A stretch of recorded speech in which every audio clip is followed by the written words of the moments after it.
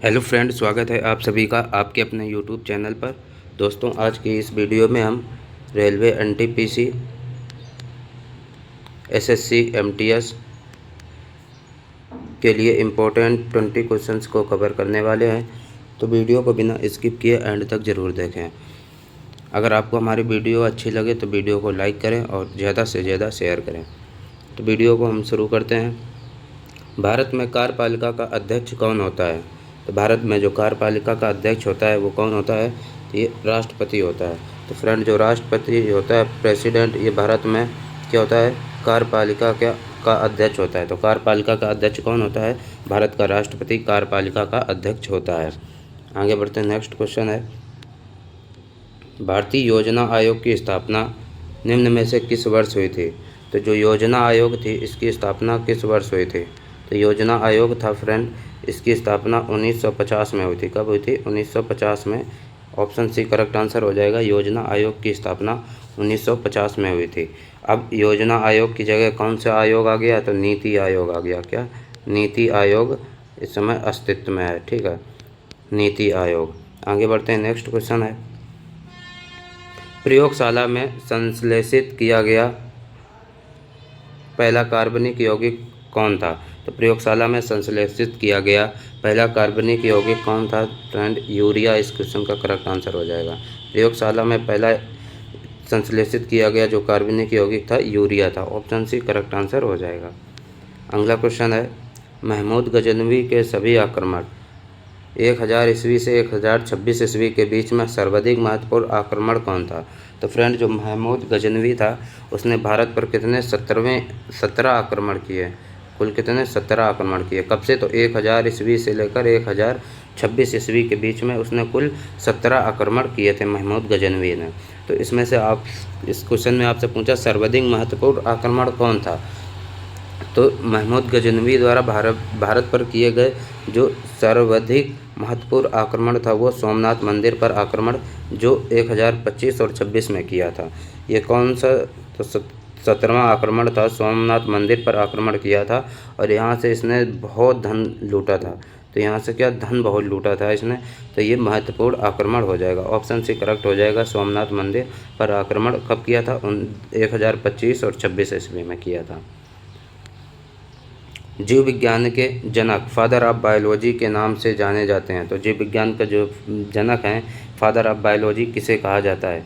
तो friend, father of biology अरस्तु को कहा जाता है। किसको? तो अरस्तु इस क्वेश्चन का करेक्ट आंसर हो जाएगा। अरस्तु father of biology. Father of biology किसको कहा जाता है? तो अरस्तु को फादर ऑफ बायोलॉजी कहा जाता है।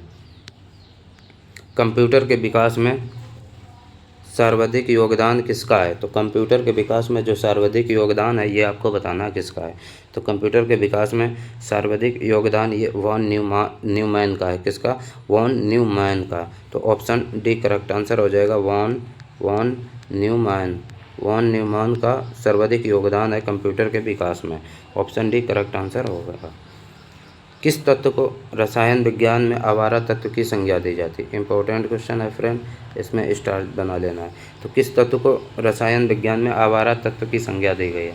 यानी कि जो केमिस्ट्री है उसमें आवारा तत्व की संज्ञा किसको दी गई है? किस तत्व को आवारा तत्व की संज्ञा दी गई है?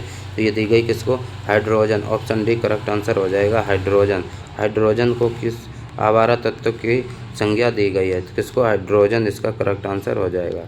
हाइड्रोजन को। ठीक है, तो इस क्वेश्चन का सही जवाब ऑप्शन डी हाइड्रोजन हो जाएगा। आगे बढ़ते हैं। नेक्स्ट क्वेश्चन है, किसी वस्तु का ताप किसका सूचक होता है? यानी कि किसी वस्तु का जो ताप होता है वो सूचक होता है किसका? उसके अणुओं के औसत गतिज ऊर्जा का। किसी वस्तु का ताप उसके अणुओं के औसत गतिज ऊर्जा का सूचक होता है। तो ऑप्शन डी इस क्वेश्चन का राइट आंसर होगा।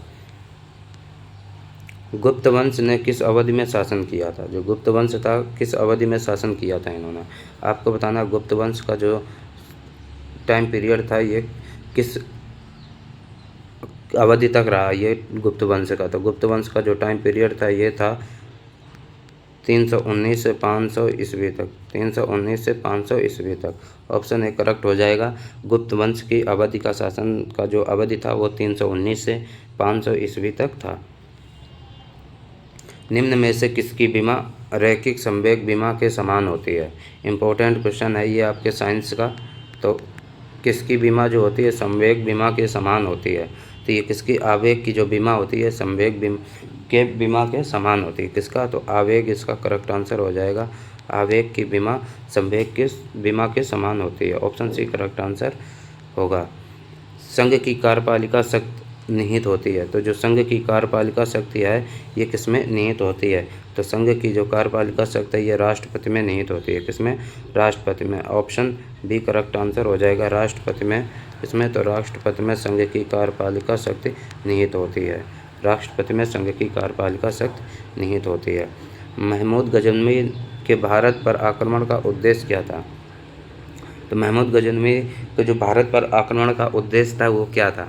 तो भारत का पे जो उद्देश्य था उसका ये था कि मध्य एशिया में एक बड़े साम्राज्य की स्थापना के लिए धन प्राप्त करना। मध्य एशिया में एक बड़े साम्राज्य की स्थापना करने के लिए एक उसको क्या करना था? धन प्राप्त करना था, धन को इकट्ठा करना था। ये उसका उद्देश्य था भारत पर आक्रमण करने का। कुल 17 आक्रमण किए, जिसमें महत्वपूर्ण आक्रमण था वो 1025 और 26 में किया था सोमनाथ मंदिर पर। आगे बढ़ते हैं। जंतु विज्ञान के जनक कौन है? Father of zoology. तो फादर ऑफ जूलॉजी के जो जनक हैं वो कौन है? तो जूलॉजी और बायोलॉजी दोनों के जो जनक हैं ये कौन हो जाएंगे? अरस्तु हो जाएंगे। ऑप्शन सी करेक्ट हो जाएगा। अरस्तु फादर ऑफ जूलॉजी और फादर ऑफ बायोलॉजी दोनों के क्या होंगे? जनक अरस्तु जी हो जाएंगे। ऑप्शन सी करेक्ट आंसर होगा। अंकीय कंप्यूटर के ब्लूप्रिंट के विकास में सर्वाधिक योगदान किसका है? तो अंकीय कंप्यूटर के ब्लूप्रिंट के विकास में जो सर्वाधिक योगदान है ये किसका है फ्रेंड? ये आपको बताना है। तो चार्ल्स बेबेज का। किसका? Charles Babbage. Option B correct answer हो जाएगा। चार्ल्स बेबेज का सर्वाधिक योगदान होगा। Charles Babbage. Option B correct answer होगा। कौन सा तत्व ब्रह्मांड में सर्वाधिक मात्रा में पाया जाता है? कौन सा तत्व है जो ब्रह्मांड में सर्वाधिक मात्रा में उपलब्ध है? तो ब्रह्मांड में सर्वाधिक मात्रा में कौन सा तत्व उपलब्ध है ये आपको बताना है फ्रेंड। इस क्वेश्चन का राइट आंसर हो जाएगा हाइड्रोजन। हाइड्रोजन ब्रह्मांड में सर्वाधिक मात्रा में उपलब्ध है। इस क्वेश्चन का करेक्ट आंसर हो जाएगा ऑप्शन बी। हाइड्रोजन जो है ब्रह्मांड में सर्वाधिक मात्रा में उपलब्ध है। ये आपको याद रखना है। अगला क्वेश्चन है, महरौली में जंग रहित लौह स्तंभ किसने स्थापित किया था? तो महरौली में जंग रहित लौह स्तंभ किसने स्थापित किया था?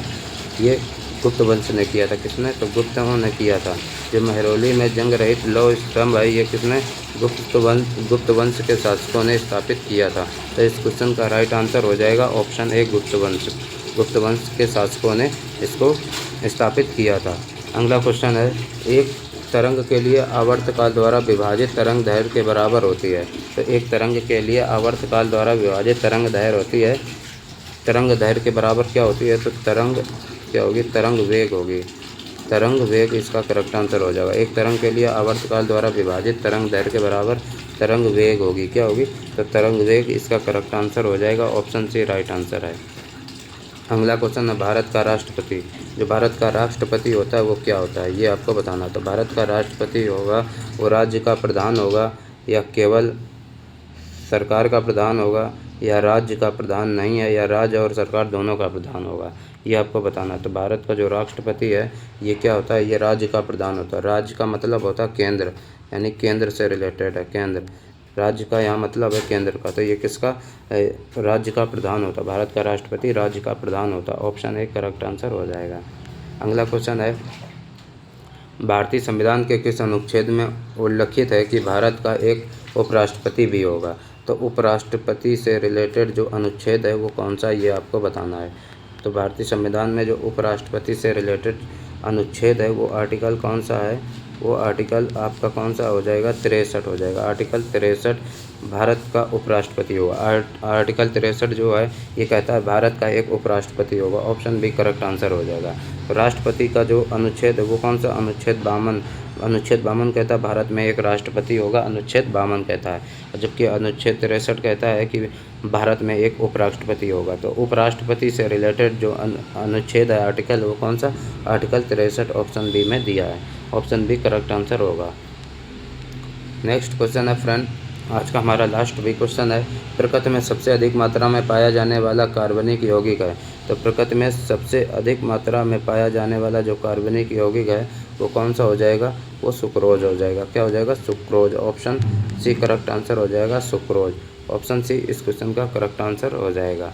तो फ्रेंड, अगर आपको हमारी वीडियो अच्छी लगी हो तो वीडियो को लाइक करें और अपने मित्रों तक ज़्यादा से ज़्यादा शेयर करें। अगर हमारे चैनल पर नए हो तो चैनल को सब्सक्राइब करें। Thank you. मिलेंगे नेक्स्ट वीडियो में।